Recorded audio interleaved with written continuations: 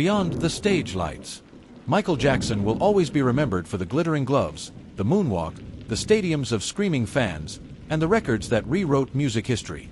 But to truly understand him, one must look beyond the stage lights and the roaring applause. Because Michael Jackson was not just a performer. He was, above all else, a man with an extraordinary capacity for empathy. Time and again, he used his fame not as a shield to hide behind, but as a bridge to reach those forgotten, ignored, or abandoned by society. Stay in the spotlight. Hit like and subscribe for more untold celebrity stories.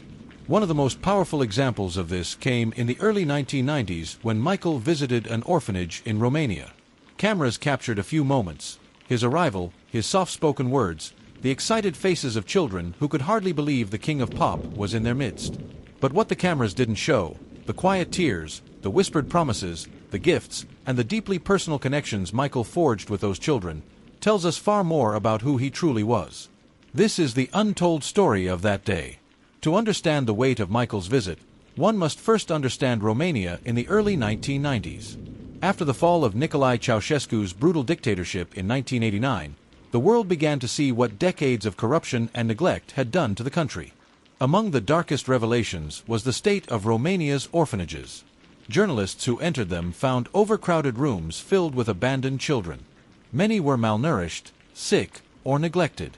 Some lay listless in cribs, rocking back and forth for comfort. Others bore the scars of abuse. The fall of the regime had left thousands of children without proper care. These heartbreaking images spread worldwide. Romania became a symbol of forgotten innocence and the consequences of cruelty. And it was here, in 1992, that Michael Jackson's Dangerous World Tour brought him to Bucharest and into the lives of these children. Michael had always made hospitals and orphanages a priority stop during his tours. It wasn't for publicity. In fact, he often discouraged cameras. The music brings people together, he would say, but love and compassion keep them alive. When his team informed him about Romania's orphanage crisis, Michael made a quiet but firm decision. Before his Bucharest concert, he would personally visit one of these institutions. He wanted no stage, no rehearsed spectacle, just time with the children. Children are the most honest souls, he told a staff member. They don't care about records or awards. They just want love. That's what I want to give them. The day of the visit, dozens of children lined up anxiously in the orphanage courtyard. Most had never been outside their small neighborhood, let alone seen the most famous entertainer in the world.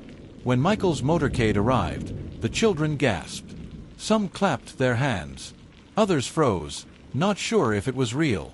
Michael stepped out of the car in his familiar tour attire, black pants, a white shirt, sunglasses, and fedora. But there was no swagger, no rehearsed strut. He walked gently, slowly, as though entering sacred ground. Then, without hesitation, he bent down to greet the first child, lifting him into his arms and holding him close. That was the moment the cameras began flashing. But what they didn't capture was what came after. Once the official photographers had taken their pictures, Michael asked them to step back. He wanted privacy with the children. What followed was a scene etched forever in the memories of those who were there. Michael knelt on the floor of the orphanage, surrounded by children who cautiously inched closer. One little girl, no more than 6, reached out and touched his glove. Michael smiled, slipped it off, and gave it to her. Her eyes widened with disbelief. Another boy tugged on his sleeve and whispered something. Michael leaned down to listen. Then he picked the boy up, hugged him tightly, and whispered back, "You are not forgotten. You are loved." Staff later recalled that Michael spent hours in the orphanage. Not minutes, not a brief handshake and wave. He cradled infants, danced with toddlers, and told stories to older children. He asked caretakers about their needs, about the food supply, about medicine. One caretaker remembered Michael walking into a small room where several children lay in cribs. Upon seeing their frail bodies, Michael covered his face with his hands and wept. When he finally composed himself, he whispered, "We must do better. These are angels. They deserve the world." What the media reported was Michael's short visit. What they didn't report was what followed. Before leaving Romania, Michael instructed his team to make donations of medical supplies, clothing, and toys to the orphanage. He gave money quietly, insisting that the transaction remain private. In the weeks that followed, several shipments arrived at the orphanage. New beds, blankets, food, and medicine. Michael had also arranged for part of the proceeds from his Bucharest concert to go toward improving child welfare in Romania. And still, he felt it wasn't enough. 4 years after, through his Heal the World Foundation, he continued to send aid to Romanian institutions caring for abandoned children. Years later, some of the children who had been in that orphanage grew up and told their stories. One girl remembered how Michael sat with her and showed her how to moonwalk on the cracked orphanage floor. She said it was the first time she had laughed in years. A boy recalled Michael giving him a stuffed animal and telling him to keep it safe, because it carries love. That boy kept it into adulthood. Another child, now an adult, said, "Michael Jackson didn't just visit us. He saw us. He looked at us as if we mattered. For children like us, abandoned and invisible, that was everything."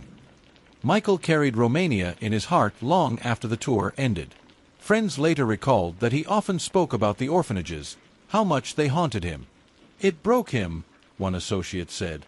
"He wanted to adopt half the kids. He felt personally responsible, like he hadn't done enough." This was the paradox of Michael Jackson. For all he gave, he always felt it was never enough. His compassion was endless, but so was his sense of responsibility. Michael's visit to the Romanian orphanage in 1992 was more than a celebrity photo op. It was a profound moment of human connection. A superstar knelt before abandoned children and gave them dignity, love, and hope, things they had been denied for most of their lives. The cameras captured smiles, but they missed the tears. They missed the whispered promises, the private donations, the lasting impact. Michael Jackson may have been the king of pop to the world, but to those children in Romania, for that one unforgettable day, he was simply the man who saw them, loved them, and reminded them they mattered. And perhaps that is the legacy that should shine brightest of all. Thanks for watching.